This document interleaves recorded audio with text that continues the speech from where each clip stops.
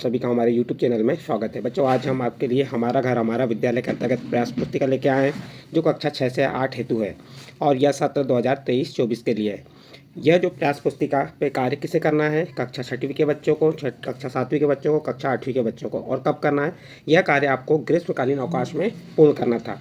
यदि आपका यह कार्य पूर्ण नहीं हुआ है तो आप इस कार्य को जल्द से ही पूर्ण कर लीजिए, क्योंकि आपकी प्रयास पुस्तिका आपके स्कूल खुलते ही जमा होंगी। आपके शिक्षक आपकी प्रयास पुस्तिका को चेक करेंगे।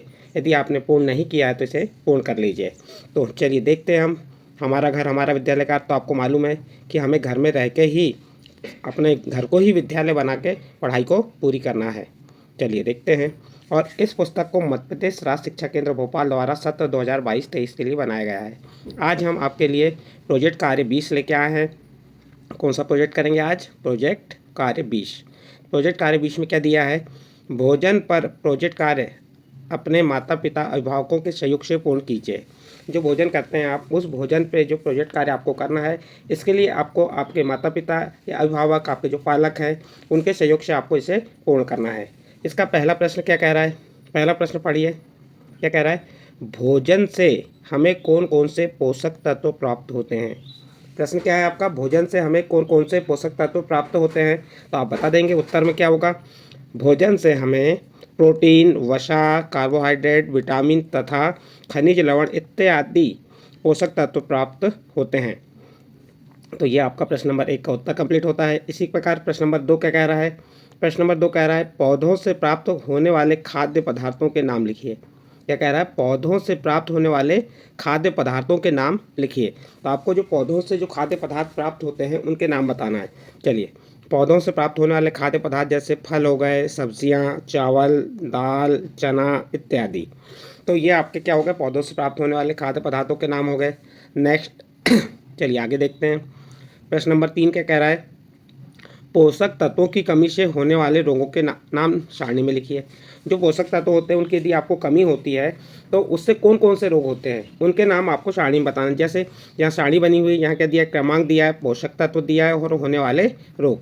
नंबर 1 पोषक तत्व कौन सा? Vitamin A. विटामिन ए की कमी से कौन सा रोग होता है? उसका नाम है रतौंधी। क्या होता है? विटामिन ए की कमी से कौन सा रोग होता है? रतौंधी। विटामिन बी की कमी से बेरी। विटामिन सी की कमी से स्कर्वी। विटामिन डी की कमी से रिकेटस। विटामिन ई की कमी से जनन शक्ति का कम होना।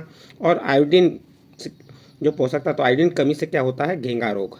तो इस प्रकार से आपको जो पोषक तत्व की यदि आपके शरीर में कमी हो जाती है तो आपको कौन कौन से रोग हो सकते हैं और किसकी कमी से होंगे, ये आपको हमने बताया। जैसे विटामिन ए की कमी से क्या होगा? आपको रतौंधी होगा। विटामिन बी की कमी से बेरी। विटामिन सी की कमी से स्कर्वी। विटामिन डी की कमी से रिकेटस। और विटामिन ई की कमी से जनन शक्ति का कम होना। और विटामिन आयोडीन की कमी से घेंघा रोग होता है। तो इस प्रकार से आपका यहाँ प्रश्न नंबर 3 कंप्लीट होता है। इसके बाद नेक्स्ट अगला प्रश्न आता है प्रश्न नंबर 4। फास्ट फूड और जंक फूड खाने से हमें क्या नुकसान होता है? तो आप उत्तर में बता सकते हैं। फास्ट फूड और जंक फूड खाने से मोटापा, अस्थमा, सर दर्द, हाई ब्लड प्रेशर, वसा, सामान्य कार्बोहाइड्रेट बढ़ जाना आदि नुकसान होता है। किससे? फास्ट फूड और जंक फूड खाने से। तो इस प्रकार से आपका क्वेश्चन नंबर 4 कंप्लीट होता है। नेक्स्ट क्वेश्चन देखते हैं। इसके बाद क्वेश्चन नंबर 5 क्या कह रहा है?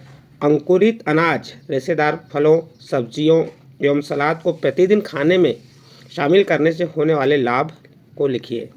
देखिए, अंकुरित अनाज, रेशेदार फलों, सब्जियों एवं सलाद में कई तरह के पोषक तत्व पाए जाते हैं। इसमें vitamin A, B, C, D पर्याप्त मात्रा में प्राप्त होते हैं। इनमें फास्फोरस और कैल्शियम, जिंक और मैग्नीशियम जैसे प्रमुख लवण पाए जाते हैं। इसलिए इन्हें प्रतिदिन खाने में शामिल करके खाना चाहिए, जिससे हमें ये लाभ प्राप्त हो सके। नेक्स्ट अगला क्वेश्चन है क्वेश्चन नंबर 6। भोज्य पदार्थों के अवयवों के कार्यों के आधार पर प्रेक्षण सारणी को पूर्ण कीजिए। क्या कह रहा है? भोज्य पदार्थों के अवयवों के कार्यों के आधार पर प्रेक्षण सारणी को पूर्ण कीजिए। जैसे जो सारणी बनी है, पहले कॉलम में क्या दिया? भोजन के पोषक तत्वों के कार्य, फिर किस पोषक तत्व की आवश्यकता होती है, स्रोत किस भोज्य पदार्थ में पोषक तत्व पाया जाता है। तो आपको यहाँ पे भोजन के पोषक तत्वों के कार्य दिए, जैसे अधिक ऊर्जा पैदा करने वाला, हमें अधिक ऊर्जा किससे प्राप्त होगी? तो आप यहाँ पे किस पोषक तत्व से प्राप्त होगी? कार्बोहाइड्रेट और वसा। और इसके स्रोत कहाँ से प्राप्त होगा? ये अनाज से, बादाम से, गन्ना से। फिर सेकंड नंबर है शरीर को निरोगी बनाए रखने वाला। तो शरीर को कौन निरोगी बनाए रखता है? तो विटामिन ए, सी, डी। और ये कहाँ से प्राप्त होगा? आपको फल और सब्जियाँ से। फिर नेक्स्ट है अस्थि एवं दांतों का निर्माण करने वाला, तो ये कौन सा पोषक तत्व है? कैल्शियम। और ये काय से प्राप्त होगा? पत्तेदार सब्जियां एवं मछलियां से। फिर शरीर की वृद्धि में आवश्यक है कार्बोहाइड्रेट, प्रोटीन, वसा, विटामिन। और ये किससे प्राप्त होगा? इसके स्रोत क्या है? अनाज और फल। इस प्रकार से आपका ये प्रश्न नंबर 6 कंप्लीट होता है। नेक्स्ट अगला प्रश्न देखते हैं। नेक्स्ट प्रश्न है आपका प्रश्न नंबर 7। अपने घर से विभिन्न अनाजों के कुछ दाने मटर, मक्का, चना, गेहूं व सेम के लेकर उन्हें मिट्टी के अंदर रखकर उसमें नियमित पानी डालिए व बीजों के अंकुरण का अवलोकन कर सारणी को पूर्ण कीजिए। प्रश्न नंबर 7 में क्या कह रहा है आपको? अपने घर से विभिन्न अनाजों, जो विभिन्न प्रकार के अनाज हैं, जैसे क्या है? मटर, मक्का, चना, गेहूं, सेम को लेकर मिट्टी के अंदर रख दीजिए, रखकर उसमें नियमित पानी डालिए और बीजों का अंकुरण का अवलोकन कीजिए। यानी बीज कब अंकुरित हो रहा है, कितने दिनों में अंकुरित हो रहा है, उसका अवलोकन करना है और उसे इस सारणी में लिखना है। जैसे यहाँ क्रमांक दिया अनाज और अंकुरण में लगने वाला समय। नंबर 1 मटर, हमने क्या रखे? मटर, इसका अंकुरण में लगने वाला समय कम से कम 5 से 6 दिन। नंबर 2 मक्का, मक्का में अंकुरण का समय 6 से 7 दिन। फिर चना, इसमें 4 से 5 दिन। गेहूँ 4 से 6 दिन और सेम यह है 4 से 5 दिन। तो जो आपको क्या करना है, प्रैक्टिकल करना है घर में।